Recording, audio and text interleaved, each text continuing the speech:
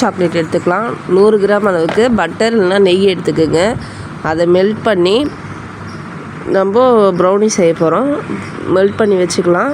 அடுத்து இதுக்கு தேவையானது 3 முட்டை, நாட்டுக்கோழி முட்டை, 1 கப் அளவுக்கு நான் சத்து மாவு தான் ஆட் பண்ணியிருக்கேன். சத்து மாவில் கருப்பு கவுனி அரிசியெல்லாம் சேர்த்த சத்து மாவு அது.